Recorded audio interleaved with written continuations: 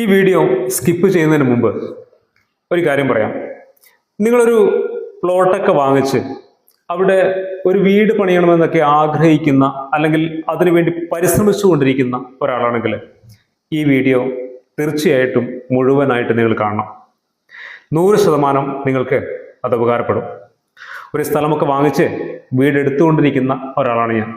അതുകൊണ്ട് തന്നെ അതുമായി ബന്ധപ്പെട്ടിട്ടുള്ള കാര്യങ്ങളിൽ എൻ്റേതായിട്ടുള്ള ഒരു വ്യക്തത തീർച്ചയായിട്ടും എനിക്കുള്ളത് കൊണ്ടാണ് ഈ ഒരു ടോപ്പിക്ക് നിങ്ങളോട് സംസാരിക്കാമെന്ന് കരുതിയത്.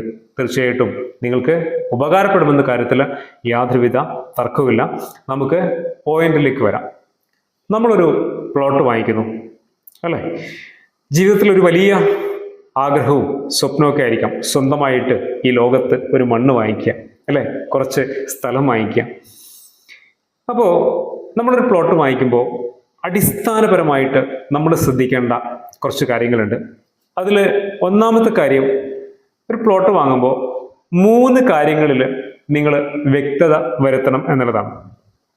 അതിലൊന്ന് റോഡ്, 2 ഇലക്ട്രിസിറ്റി, 3 വെള്ളത്തിൻ്റെ ലഭ്യത. ഈ 3 കാര്യങ്ങളും ആ പ്ലോട്ട് വാങ്ങിക്കുമ്പോൾ നിങ്ങൾ ശ്രദ്ധിക്കേണ്ടതുണ്ട്. ഈ 3 കാര്യങ്ങളിലും ഉറപ്പ് വരുത്തേണ്ടതുണ്ട്. ഇതിലേതെങ്കിലും ഒന്ന് ഇല്ലെങ്കിൽ, ബുദ്ധിമുട്ടാണെങ്കിൽ നിങ്ങൾ ആ പ്ലോട്ട് വാങ്ങാതിരിക്കുക. രണ്ടാമത്തെ പോയിന്റ്, വെള്ളത്തിൻ്റെ ലഭ്യതയും ഇലക്ട്രിസിറ്റിയും അതുപോലെ റോഡും ഉണ്ട് എന്നുള്ളത് നിങ്ങൾ മനസ്സിലാക്കി കഴിഞ്ഞു. പക്ഷേ എല്ലാ സ്ഥലത്തും ഒരേ സാഹചര്യമല്ല. ഇപ്പോൾ വെള്ളത്തിൻ്റെ ലഭ്യത ചില സ്ഥലങ്ങളിൽ ചെറിയ ആഴം മതി, എന്നാൽ മറ്റു ചില സ്ഥലങ്ങളിൽ അങ്ങനെയല്ല. 20ഉം 25ഉം കോലൊക്കെ നമ്മൾ കിണർ കുഴിക്കേണ്ടി വരും, അപ്പോഴാണ് വെള്ളം കിട്ടുക. ഈ ഇലക്ട്രിസിറ്റി നോക്കിക്കഴിഞ്ഞാൽ 3ഉം 4ഉം പോസ്റ്റൊക്കെ വേണ്ടി വരും നിങ്ങളുടെ പ്ലോട്ടിലേക്ക്. ഇനി മണ്ണ്, നമ്മൾ വാങ്ങിച്ച പ്ലോട്ടിലുള്ള മണ്ണിൻ്റെ ഉറപ്പ് നമുക്ക് മനസ്സിലാക്കാൻ പറ്റണം. നമ്മൾ ഒരു സാധാരണ ഒരു കിണർ കുഴിക്കാനാണെങ്കിൽ ചെറിയൊരു പൈസ മതിയാവും അല്ലേ? ചെറിയ ആഴമുള്ള ഒരു കിണറാണെങ്കിൽ. അത് 20ഉം 25ഉം കോലുള്ള കിണറാണെങ്കിലോ ലക്ഷങ്ങൾ വേണ്ടി വരും ഒരു കിണർ കുഴിക്കാൻ. അതുപോലെ തന്നെ ഇലക്ട്രിസിറ്റിക്ക് ആണെങ്കിൽ 3ഉം 4ഉം പോസ്റ്റൊക്കെ വേണമെങ്കിൽ 25,000ഉം 30,000ഉം അതിന് മുകളിലും വേണ്ടി വരും. ഒരു വീട് പണി തുടങ്ങുന്നതിന് മുമ്പ് അടിസ്ഥാനപരമായിട്ട് തന്നെ നമുക്ക് വേണ്ട 2 കാര്യങ്ങളാണ് വെള്ളവും കറണ്ടും. ഇത് പ്രോപ്പറായിട്ട് നമുക്ക് ലഭിക്കുന്നില്ലെങ്കിൽ വലിയ ബുദ്ധിമുട്ടായിരിക്കും. അപ്പോൾ അതിനു വേണ്ടി എത്രത്തോളം എക്സ്പെൻസ് ആവും എന്നുള്ള കാര്യത്തിൽ നിങ്ങൾക്ക് വ്യക്തത ഉണ്ടാവണം. ഇല്ലെങ്കിൽ വീട് പണിക്ക് ഇറങ്ങിക്കഴിഞ്ഞാൽ ഈ കാര്യങ്ങളൊക്കെ ചെയ്യുമ്പോഴേക്കും കയ്യിലുള്ളൊരു വലിയ പൈസ പോയിട്ടുണ്ടാവും. അപ്പോൾ പിന്നീട് അങ്ങോട്ട് നിങ്ങൾക്ക് ഫൗണ്ടേഷൻ്റെ പരിപാടികളുമായി മുന്നോട്ട് പോകുമ്പോൾ വീണ്ടും ബുദ്ധിമുട്ടുകളുണ്ടാവും. അതുകൊണ്ട് മണ്ണിൻ്റെ ഉറപ്പ് നോക്കണമെന്ന് പറഞ്ഞത്, ചില സ്ഥലങ്ങളിൽ എൻ്റെ സുഹൃത്തുക്കളൊക്കെ നല്ല രീതിയിൽ പെട്ട് കിടക്കുന്നുണ്ട്. സാധാരണ വലിയ കുഴപ്പമൊന്നുമില്ലാത്ത ഒരു പ്ലോട്ടിൽ വലിയൊരു എക്സ്പെൻസ് ഒന്നും ആവില്ല. എന്നാൽ ഉറപ്പില്ലാത്ത ഒരു പ്ലോട്ടിലാണെങ്കിൽ, അല്ലെങ്കിൽ കുറെ കൂടി മണ്ണൊക്കെ ഇട്ട് ഉയർത്തി കൊണ്ടുവരേണ്ട ഒരു പ്ലോട്ടിലൊക്കെ ആണെങ്കിൽ അവിടെ ലക്ഷക്കണക്കിന് രൂപ ചെലവഴിക്കേണ്ടി വരും. എൻ്റെ ഒരു സുഹൃത്തിൻ്റെ ഒരു പ്ലോട്ട് ഇപ്പോൾ റോഡിൻ്റെ ലെവലിലേക്ക് ഉയർത്തണമെങ്കിൽ ഏകദേശം ഒരു 6 ലക്ഷം രൂപയോളം വേണമെന്നുള്ളതാണ്. അത് കഴിഞ്ഞിട്ട് വേണം അവനിനി ഫൗണ്ടേഷൻ കെട്ടാൻ. അപ്പോൾ നിങ്ങൾ ആലോചിച്ച് നോക്കിയേ, എത്രത്തോളം വലിയ എക്സ്പെൻസ് ആണ് നമ്മളൊരു വീട്ടിൽ, ഒരു സാധാരണ ഒരു ചെറിയൊരു വീടൊക്കെ പണിയുന്ന ഒരാളെ സംബന്ധിച്ച് അതൊരു വലിയൊരു ബാധ്യതയായിട്ട് മാറും. അതുകൊണ്ട് മണ്ണിൻ്റെ ഉറപ്പും വെള്ളത്തിൻ്റെ ലഭ്യതയും ഇലക്ട്രിസിറ്റിയുടെ ലഭ്യതയും നിങ്ങൾ എത്രത്തോളം നമുക്ക് ലഭിക്കുന്നുണ്ട്, അതിന് എത്രത്തോളം എക്സ്പെൻസ് ആവും എന്നുള്ള കാര്യത്തിൽ നിങ്ങൾക്കൊരു വ്യക്തത ആദ്യമേ ഉണ്ടായിരിക്കണം. ആ പ്ലോട്ട് വാങ്ങുമ്പോൾ തന്നെ നിങ്ങൾക്കുണ്ടായിരിക്കണം. അത് ഹാൻഡിൽ ചെയ്യാൻ പറ്റുമെങ്കിൽ ധൈര്യമായിട്ട് നിങ്ങൾക്ക് തീർച്ചയായിട്ടും ആ പ്ലോട്ട് എടുക്കാം. ഇനി മൂന്നാമത് പറയാനുള്ളത് കുറച്ച് വ്യത്യസ്തമായ ഒരു കാര്യമാണ്. എല്ലാ ആളുകളും അത് അക്സെപ്റ്റ് ചെയ്യണമെന്നില്ല, എന്നാലും ഞാൻ ചെയ്ത ഒരു കാര്യമാണ് പറയുന്നത്. ഞാനൊരു പ്ലോട്ട് വാങ്ങിക്കാൻ വേണ്ടിയിട്ട് ഇറങ്ങി പുറപ്പെടുന്നതിന് മുമ്പേ തന്നെ, മാസങ്ങൾക്ക് മുമ്പേ തന്നെ ഞാൻ എൻ്റെ വീടിൻ്റെ പ്ലാന് വരഞ്ഞു വെച്ചിരുന്നു എന്നുള്ളതാണ്. വലിയ ചിലവൊന്നും ഇല്ലാതൊരു കാര്യമാണ്, അത്ര വലിയ ചിലവൊന്നുമില്ല. നമ്മളൊരു വലിയ ലക്ഷങ്ങൾ മുടക്കിയിട്ടൊരു വീട് പണിയുമ്പോൾ നല്ലൊരു പ്ലാൻ വരിക എന്ന് പറയുന്നത് തീർച്ചയായിട്ടും പ്രധാനപ്പെട്ട ഒരു കാര്യമാണ്. അപ്പോൾ നിങ്ങളോട് എനിക്ക് പറയാനുള്ളത്, ഒരു പ്ലോട്ട് വാങ്ങുന്നതിന് മുമ്പേ നിങ്ങളൊരു പ്ലാൻ വരിക. എന്നെ സംബന്ധിച്ച് ആ പ്ലാന് ഞാൻ തന്നെയാണ് വരഞ്ഞത് എന്നുള്ളതാണ്. എനിക്ക് അതുമായി ബന്ധപ്പെട്ടിട്ടുള്ള ചില നോളജുകൾ ഉള്ളതുകൊണ്ട് എൻ്റെ വീടിൻ്റെ പ്ലാനൊക്കെ ഞാൻ തന്നെയാണ് ആദ്യമേ വരഞ്ഞത്. നിങ്ങൾക്കത് സാധിക്കുമെന്ന് നിങ്ങൾക്ക് അങ്ങനെ ചെയ്യാം. അതല്ലെങ്കിൽ അതിനെ പറ്റിയ വിദഗ്ധരായിട്ടുള്ള ഒരാളെ കൊണ്ട് തീർച്ചയായിട്ടും നമ്മുടെ നാട്ടിൽ തന്നെ അടുത്ത് തന്നെ പല ആളുകളും ഉണ്ടാവും. അവരെ കൊണ്ട് നല്ലൊരു പ്ലാൻ നമ്മുടെ ഇഷ്ടത്തിനനുസരിച്ച് നമുക്ക് ആവശ്യമുള്ളതെല്ലാം ഉൾക്കൊള്ളിച്ചുകൊണ്ടുള്ള മനോഹരമായിട്ടുള്ളൊരു പ്ലാൻ നിങ്ങൾ ആദ്യം വരയുക. ആ പ്ലാനിനെ കൃത്യമായി പ്ലേസ് ചെയ്യാൻ പറ്റിയ ഒരു പ്ലോട്ട് വാങ്ങിക്കുക എന്നുള്ളതാണ് നിങ്ങൾ ചെയ്യേണ്ട ഏറ്റവും പ്രധാനപ്പെട്ട കാര്യം. ഏറ്റവും നല്ല കാര്യവും അതായിരിക്കും. കുറെ ആളുകൾക്ക് എതിരഭിപ്രായമൊക്കെ ഉണ്ടായിരിക്കും. കാരണം സാധാരണ നമ്മുടെ നാട്ടു നടപ്പ് എന്ന് പറയുന്നത് ആദ്യം ഒരു പ്ലോട്ട് വാങ്ങിക്കുന്നു, അതിനുശേഷം നമ്മൾ അതിനനുസരിച്ചിട്ടുള്ളൊരു പ്ലാൻ തയ്യാറാക്കലാണ് പതിവ്. പക്ഷെ അങ്ങനെ ചെയ്യുമ്പോൾ പലപ്പോഴും നമ്മുടെ ഇഷ്ടങ്ങളെ, നമ്മുടെ ആഗ്രഹങ്ങളെ ഒക്കെ നമ്മൾ മാറ്റിവെക്കേണ്ടി വരാറുണ്ട്. പല കാര്യങ്ങളും നമുക്ക് ഉൾക്കൊള്ളിക്കാൻ കഴിയാതെ പോവാറുണ്ട്. വീടിൻ്റെ ഒരു അറ്റ്മോസ്ഫിയറാണ് നമ്മുടെ പ്ലോട്ട് എന്ന് പറയുന്നത്. നമ്മുടെ കയ്യിൽ ഒരു പ്ലാൻ ഉണ്ടാവുകയും അതിന് കൃത്യമായി പ്ലേസ് ചെയ്യാൻ പറ്റുന്ന ഒരു പ്ലോട്ട് ഉണ്ടാവുകയും ചെയ്യുമ്പോഴാണ് മനോഹരമായ ഒരു അറ്റ്മോസ്ഫിയറിൽ ഒരു വീട് രൂപപ്പെടുന്നത്. അതുകൊണ്ട് ഞാൻ രസകരമായിട്ട് എനിക്ക് പറയാൻ പറ്റുന്ന ഒരു കാര്യം, നമ്മൾ ചെരുപ്പിനനുസരിച്ചിട്ട് കാല് അഡ്ജസ്റ്റ് ചെയ്യുന്നതിനേക്കാൾ നല്ലത് കാലിനനുസരിച്ചിട്ട് ഒരു ചെരുപ്പ് വാങ്ങിക്കുക എന്നതല്ലേ. അപ്പോഴല്ലേ നമുക്ക് വളരെ കംഫർട്ടബിൾ ആകുന്നത്. അതുകൊണ്ട് നിങ്ങൾ ആദ്യം പ്ലാൻ വരയുക, അതിന് പ്ലേസ് ചെയ്യാൻ പറ്റുന്ന ഒരു പ്ലോട്ട് നിങ്ങൾ വാങ്ങിക്കുക എന്നുള്ളത് തീർച്ചയായിട്ടും മുന്നോട്ടുള്ള നിങ്ങളുടെ വീടുമായി ബന്ധപ്പെട്ടിട്ടുള്ള മുന്നോട്ടുള്ള യാത്രയിൽ നിങ്ങൾക്ക് ഒരുപാട് ഹെൽപ്പ് ചെയ്യും. നിങ്ങൾക്ക് ഒരുപാട് എൻജോയ് ചെയ്യാൻ പറ്റും. നിങ്ങൾക്ക് ഇഷ്ടപ്പെടുന്ന രീതിയിൽ അതിനെ ഡിസൈൻ ചെയ്യാൻ പറ്റും. അതാണ് മൂന്നാമത്തെ കാര്യം. ഇനി നാലാമത് പറയാനുള്ളത് ബഡ്ജറ്റിനെ കുറിച്ചാണ്. ബഡ്ജറ്റ് സെറ്റ് ചെയ്യുന്നത് പലപ്പോഴും വലിയ അബദ്ധങ്ങൾ നമ്മൾ കാണിക്കാറുണ്ട്. അതായത് നമ്മളൊരു ബഡ്ജറ്റ് സെറ്റ് ചെയ്യുമ്പോൾ നമ്മളൊരു പ്ലോട്ട് വാങ്ങിച്ചു, ആ പ്ലോട്ട് ലെവൽ ചെയ്യുന്ന സമയം തൊട്ട് JCBയോ ഹിറ്റാച്ചിയൊക്കെ വന്നിട്ടാണ് ആ പ്ലോട്ട് ലെവൽ ചെയ്യുക. ആ സമയത്ത് വരുന്ന എക്സ്പെൻസ് തൊട്ട് ഏറ്റവും ഒടുവിൽ വീടിൻ്റെ ഹൗസ് വാമിംഗ് ഡേറ്റിൽ അന്നത്തെ ചെലവടക്കമുള്ള എല്ലാ എക്സ്പെൻസും ഇൻക്ലൂഡ് ചെയ്തുകൊണ്ടുള്ള ഒരു ബഡ്ജറ്റ് നിങ്ങളുടെ കയ്യിലുണ്ടാകണം. ബാങ്കിൽ കൊടുക്കാൻ വേണ്ടിയിട്ട് നിങ്ങൾ തയ്യാറാക്കിയിട്ടുള്ള എസ്റ്റിമേറ്റ് അല്ല ഞാൻ പറഞ്ഞത്, മറിച്ച് യഥാർത്ഥത്തിലുള്ള നിങ്ങളുടെ വീടിന് എത്ര ക്യാഷ് വരും അല്ലെങ്കിൽ എത്ര എക്സ്പെൻസ് വരും എന്നതിനെക്കുറിച്ച് കൃത്യമായിട്ടുള്ള കണക്ക്. അതെങ്ങനെയാണ് കണ്ടെത്തുക എന്ന് ചോദിച്ചു കഴിഞ്ഞാൽ നമുക്കിപ്പോൾ ഇഷ്ടംപോലെ അതിനുള്ള അവസരങ്ങളുണ്ട്. ഗൂഗിളിലാണെങ്കിലും അതുപോലെ തന്നെ ഇഷ്ടംപോലെ ആളുകൾ, നൂറുകണക്കിന് ആളുകൾ വീഡിയോസൊക്കെ ചെയ്തു വെച്ചിട്ടുണ്ട് യൂട്യൂബിൽ. അപ്പം അതൊക്കെ നമ്മൾ മനസ്സിലാക്കിയിട്ട് നമ്മൾ എത്ര സ്ക്വയർ ഫീറ്റുള്ള വീടാണ്, എത്ര നമ്മളിപ്പോൾ ഏത് മെറ്റീരിയലാണ് ഉപയോഗിക്കുന്നത്, നമ്മുടെ നാട്ടിലൊക്കെ ആണെങ്കിൽ ചെങ്കല്ലൊക്കെയാണ് ഉപയോഗിക്കാറുള്ളത്. അപ്പോൾ എത്ര ചെങ്കൽ വരും എന്നതിനെക്കുറിച്ചൊക്കെ നമുക്ക് കൃത്യമായിട്ട് മനസ്സിലാക്കാൻ പറ്റും. അതിന് എത്ര എക്സ്പെൻസ് വരും എന്നതിനെക്കുറിച്ചും നമുക്ക് മനസ്സിലാക്കാൻ പറ്റും.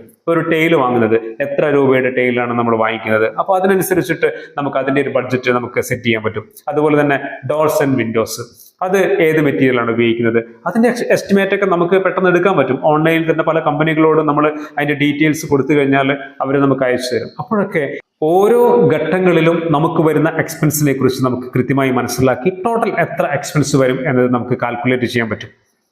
ഒരുപാട് ഘട്ടം ഘട്ടമായിട്ടുള്ള പ്രവർത്തനങ്ങളുണ്ട് അല്ലേ. ആദ്യം നമ്മൾ പ്ലോട്ടൊക്കെ ലെവൽ ചെയ്യുന്നു, പിന്നെ ഫൗണ്ടേഷൻ, പിന്നെ ബെൽറ്റ് വാർക്കുന്നു, അതുപോലെ തന്നെ പടവ് ചെയ്യുന്നു, പിന്നെ ഡോർസ് ആൻഡ് വിൻഡോസ് അതുമായി ബന്ധപ്പെട്ടുള്ള കാര്യങ്ങൾ നമ്മൾ ചെയ്യുന്നു, ലിൻഡൽ നമ്മൾ വാർക്കുന്നുണ്ട്, അതുപോലെ തന്നെ മെയിൻ വാർപ്പ് നമ്മൾ നടത്തുന്നുണ്ട്, അതുപോലെ ഇലക്ട്രിക്കൽ ആൻഡ് പ്ലംബിംഗ് വർക്കുകൾ, പ്ലാസ്റ്ററിങ്, അതുപോലെ തന്നെ ഫ്ലോർ വർക്കുകൾ, ഇങ്ങനെ ഘട്ടം ഘട്ടമായിട്ട് ഓരോ കാര്യങ്ങളുണ്ട്. ഇതൊക്കെ നമ്മൾ സോർട്ട് ചെയ്ത് ഇതിനൊക്കെ എത്ര എക്സ്പെൻസ് മാറ്റിവെക്കണം എന്ന കാര്യത്തിൽ നിങ്ങൾ കൃത്യമായ ഒരു ധാരണയിലെത്തി ടോട്ടൽ എത്ര ചെലവ് ഞാൻ പണിയുന്ന വീടിന് ഉണ്ടാകുമെന്നത് കൃത്യമായി മനസ്സിലാക്കി ഒരു ബഡ്ജറ്റ്. ഹൗസ് വാമിങ്ങിന് വരുന്ന എക്സ്പെൻസ് എന്ന് പറയുമ്പോൾ നിങ്ങളുടെ വീട്ടിലേക്ക് വരുന്ന സാധനങ്ങളടക്കം, കിച്ചണിൽ വാങ്ങുന്ന ഒരു സ്പൂണിന് വരുന്ന എക്സ്പെൻസ് പോലും നിങ്ങൾ ഉൾക്കൊള്ളിച്ചുകൊണ്ട് നിങ്ങൾ ബഡ്ജറ്റ് തയ്യാറാക്കുക എന്നുള്ളതാണ് നിങ്ങളോട് പറഞ്ഞ കാര്യം. അങ്ങനെ ബഡ്ജറ്റ് തയ്യാറാക്കി നല്ല പ്രിപ്പറേഷനോടുകൂടി, തയ്യാറെടുപ്പോടുകൂടി നിങ്ങൾക്ക് നിങ്ങളുടെ വീടിൻ്റെ പണി മുന്നോട്ട് പോകാൻ സാധിച്ചാൽ വളരെ മനോഹരമായിട്ട് ആ വീട് പൂർത്തിയാക്കുവാനും സമാധാനത്തോടെ നിങ്ങൾക്ക് ജീവിച്ചു തുടങ്ങാനും പറ്റുമെന്നുള്ളതാണ്. അതാണ് നാലാമത്തെ കാര്യം. ഇനി അഞ്ചാമത് നിങ്ങളോട് പറയാനുള്ളത്, എല്ലാവർക്കും ഒരു കൺഫ്യൂഷൻ ഉണ്ടാകും. നമ്മളൊരു വീട് പണി നടത്തുമ്പോൾ അതെങ്ങനെയാണ് ചെയ്യേണ്ടത്? നമ്മൾ കൂലിക്ക് പണിയെടുപ്പിക്കണോ, അതോ ലേബർ കോൺട്രാക്ട് കൊടുക്കണോ, ഫുൾ കോൺട്രാക്ട് കൊടുക്കണോ എന്നൊക്കെയുള്ള കൺഫ്യൂഷൻ. അത് നിങ്ങളുടെ സൗകര്യത്തിനനുസരിച്ചിട്ട് നിങ്ങൾ ചെയ്യേണ്ട കാര്യമാണ്. ഏറ്റവും നല്ലത്, നിങ്ങളോട് സജസ്റ്റ് ചെയ്യാൻ അല്ലെങ്കിൽ ഞാൻ ആഗ്രഹിക്കുന്നൊരു കാര്യം, നിങ്ങൾക്ക് കൂലിക്ക് എടുപ്പിക്കാൻ സാധിക്കുമെങ്കിൽ, ഇഷ്ടംപോലെ പൈസയൊക്കെ ഉണ്ടെങ്കിൽ നിങ്ങൾക്ക് എന്തും ചെയ്യാം.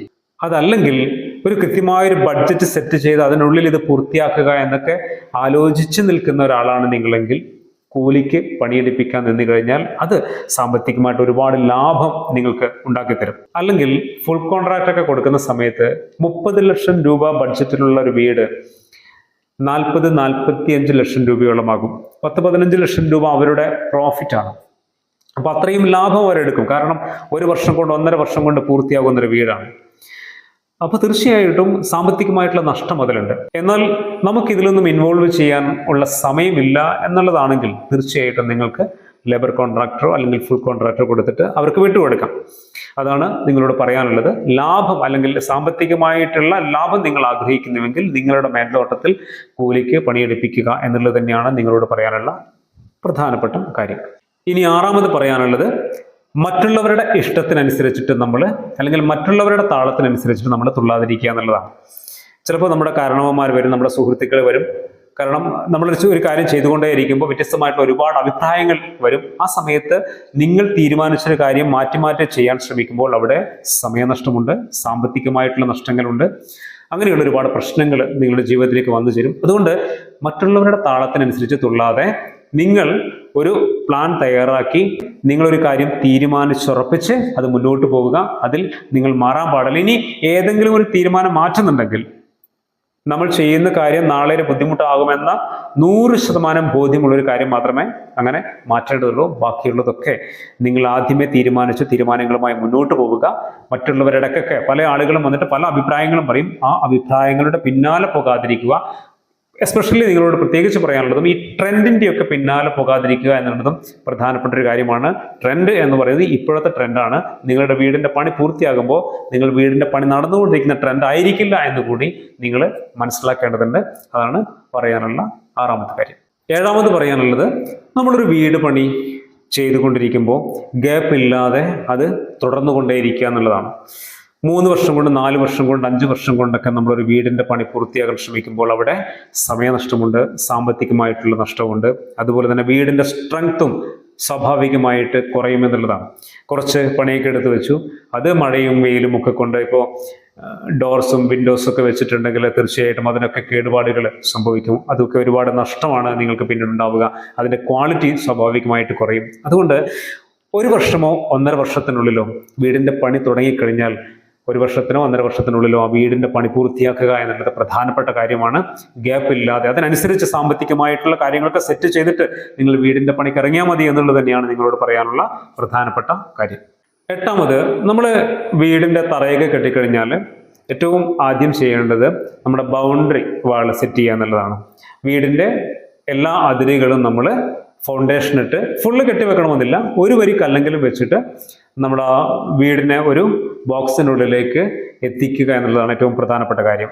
അതിന് കാരണം പിന്നീട് അതിർത്തി തർക്കങ്ങളൊന്നും ഇല്ലാതെ നമുക്ക് ആ കാര്യങ്ങൾ ചെയ്യാൻ പറ്റും. 2ാമത്, നമുക്ക് ഈ എക്സ്റ്റീരിയർ ചെയ്യുന്ന സമയത്ത് നമുക്ക് ഒരു കൃത്യമായിട്ടുള്ള ഒരു ധാരണ നമുക്ക് കിട്ടും. അല്ലെങ്കിൽ ഈ ബൗണ്ടറി നമ്മൾ കൃത്യമായി കൊടുത്തില്ലെങ്കിൽ, ഇതിൻ്റെ അതിര് കൃത്യമായിട്ട് നമ്മൾ കൊടുത്തില്ലെങ്കിൽ നമുക്ക് ചെയ്യേണ്ട കാര്യങ്ങളെക്കുറിച്ചൊരു ധാരണ നമുക്ക് കിട്ടില്ല. ഈ ഫ്രണ്ട് ഏരിയ നമ്മൾ പൂർണ്ണമായിട്ടും ഒഴിവാക്കുന്നതാണ് നല്ലത് ആദ്യം. കാരണം അവിടെ ഗേറ്റ് വരേണ്ടതുണ്ട്. ഗേറ്റിൻ്റെ എവിടെയാണ് പ്രോപ്പറായിട്ട് പ്ലേസ് ചെയ്യേണ്ടതെന്നുള്ളതൊക്കെ പിന്നീട് നമുക്ക് മനസ്സിലാക്കാൻ പറ്റുകയാണ്. ആ ഫ്രണ്ട് ഭാഗം മാത്രം ഒഴിവാക്കുക. അവിടെ മാത്രമല്ല, നമുക്ക് വാഹനങ്ങളൊക്കെ സാധനങ്ങളൊക്കെ ഇറക്കാനുണ്ട്, മെറ്റീരിയൽസ് ഒക്കെ ഇറക്കാനുണ്ട്, വാഹനങ്ങളൊക്കെ വന്ന് പോകാനുണ്ട്. അതുകൊണ്ട് ഫ്രണ്ട് ഭാഗം ഒഴികെ ബാക്കി 3 ഭാഗവും നിങ്ങൾ ഫൗണ്ടേഷൻ ഇട്ട് ഒരു വരി കല്ലെങ്കിലും വെച്ച് ഒരു ബോക്സിൽ നമ്മുടെ വീടിനെ സെറ്റ് ചെയ്ത് വെക്കുക.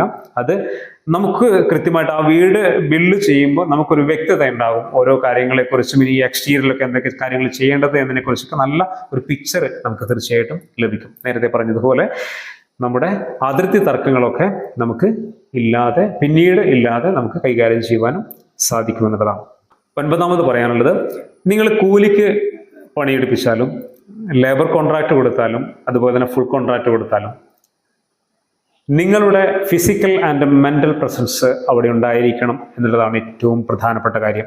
ഒരുപക്ഷെ നിങ്ങൾ നാട്ടിലുള്ള വ്യക്തിയായിരിക്കില്ല, നിങ്ങൾക്ക് അതിൽ കൂടുതൽ സമയം ചെലവഴിക്കാൻ പറ്റില്ല. അതൊന്നും ഇവിടെ എക്സ്ക്യൂസുകളല്ല, കാരണങ്ങളല്ല. നിങ്ങൾക്ക് വിശ്വാസയോഗ്യനായിട്ടുള്ള ആരാണോ ഉള്ളത് അവരെ അതേൽപ്പിക്കുക എന്നുള്ളതാണ്. അതിനൊരുപാട് കാര്യങ്ങളുണ്ട്. ഒന്ന്, കൃത്യമായിട്ട് കാര്യങ്ങളൊക്കെ നടക്കുന്നുണ്ടോ എന്ന് നമുക്കറിയണം. 2, നമ്മൾ വിചാരിക്കുന്നത് പോലെ നമ്മുടെ മനസ്സിലെ പ്ലാന് പോലെ തന്നെയാണോ ആ വീട് കൺസ്ട്രക്ഷൻ നടക്കുന്നത് എന്ന് നമുക്കറിയാൻ പറ്റും. അല്ലെങ്കിൽ നമ്മൾ വിചാരിച്ചതുപോലെ അല്ല ഒരു കാര്യം അവിടെ നടന്നതെങ്കിൽ അത് നമ്മൾ പൊളിച്ചു മാറ്റേണ്ടി വരും. സാമ്പത്തികമായിട്ട് നഷ്ടമുണ്ടാകും, സമയനഷ്ടമുണ്ടാകും, മാനസികമായ അസ്വസ്ഥതകൾ ഉണ്ടാകും. അങ്ങനെ ഒരുപാട് പ്രശ്നങ്ങളുണ്ട്. അപ്പോൾ ഓരോ കാര്യങ്ങൾ ചെയ്യുമ്പോഴും നിങ്ങളുടെ ഒരു പ്രസൻസ് അവിടെ ഉണ്ടായിരിക്കണം, അല്ലെങ്കിൽ നിങ്ങളുടെ വിശ്വസ്തരായിട്ടുള്ള ഒരാളുടെ പ്രസൻസ് അതിലായിരിക്കണം കാര്യങ്ങൾ മുന്നോട്ട് പോകേണ്ടത്. പിന്നീട് ഒരു കാര്യം മാറ്റാമെന്നൊക്കെ പറഞ്ഞു കഴിഞ്ഞാൽ വലിയ ബുദ്ധിമുട്ടുള്ള കാര്യമാണ്.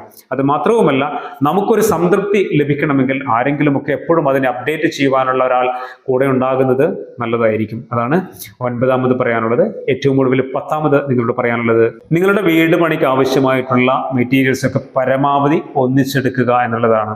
കുറച്ച് ചെറിയ ഗുഡ്സിലും മറ്റ് ചെറിയ വാഹനങ്ങളിലൊക്കെ കൊണ്ടുവന്നിട്ട് ഇങ്ങനെ പണി നടത്തുമ്പോൾ ഒരു വലിയ സാമ്പത്തിക നഷ്ടം അതിലുണ്ടാകുന്നുണ്ട് എന്ന് നിങ്ങൾ തിരിച്ചറിയുക. മാത്രവുമല്ല, എല്ലാ സമയവും വിചാരിച്ചതുപോലെ എല്ലാ മെറ്റീരിയൽസും ലഭിക്കണം എന്നില്ല. അതുകൊണ്ട് കിട്ടുമ്പോൾ അത് നിങ്ങൾക്ക് ആവശ്യമുള്ള എത്രത്തോളം ആവശ്യമുണ്ട് എന്നുള്ളതിനെ കുറിച്ച് ധാരണയുണ്ടല്ലോ ഓരോ മെറ്റീരിയൽസും. പലപ്പോഴും നമ്മുടെ കയ്യിൽ നിന്ന് പോകുന്ന ചെറിയ എമൗണ്ടുകളെ കുറിച്ച് നമ്മൾ ശ്രദ്ധിക്കാറില്ല. പക്ഷേ ഇത് എല്ലാം കൂടി കൂട്ടി വെച്ച് കഴിഞ്ഞാൽ ലക്ഷങ്ങൾ വരും എന്നുള്ളതാണ് ഒരു വീട് പണിയിൽ സംഭവിക്കുന്ന അബദ്ധങ്ങളിലൊന്ന്. അപ്പോൾ മെറ്റീരിയൽസ് ഒക്കെ പരമാവധി നമുക്ക് പറ്റാവുന്ന രീതിയിലൊക്കെ സ്റ്റോർ ചെയ്യുവാനുള്ള സൗകര്യങ്ങളൊക്കെ ഉണ്ടെങ്കിൽ അതിനനുസരിച്ച് എല്ലാം സെറ്റ് ചെയ്ത് വെച്ച് കഴിഞ്ഞാൽ ഒരുപാട് സാമ്പത്തിക ലാഭങ്ങൾ അതിൽ ഉണ്ടാക്കിയെടുക്കാൻ പറ്റും. 10 കാര്യങ്ങൾ നിങ്ങളോട് പറഞ്ഞിട്ടുണ്ട്. ഈ 10 കാര്യങ്ങളും തീർച്ചയായിട്ടും നിങ്ങളൊരു സ്ഥലം വാങ്ങിക്കുമ്പോഴും വീട് പണിയുമായി മുന്നോട്ട് പോകുമ്പോഴും നിങ്ങൾക്ക് ഉപകാരപ്പെടും. നിങ്ങൾക്ക് ഈ വീഡിയോ എത്രത്തോളം ഉപകാരപ്പെട്ടു എന്നുള്ളത് തീർച്ചയായിട്ടും കമൻറ്റ് ബോക്സിൽ രേഖപ്പെടുത്തുക. തെറ്റുകുറ്റങ്ങളുണ്ടെങ്കിൽ തീർച്ചയായിട്ടും അതും നിങ്ങൾക്ക് രേഖപ്പെടുത്താം. ഇതുപോലെ ഉപകാരപ്രദമായിട്ടുള്ള മറ്റ് വീഡിയോകളുമായിട്ട് നമുക്ക് വീണ്ടും കാണാം. ഒരിക്കൽ കൂടി എല്ലാവർക്കും നന്ദി.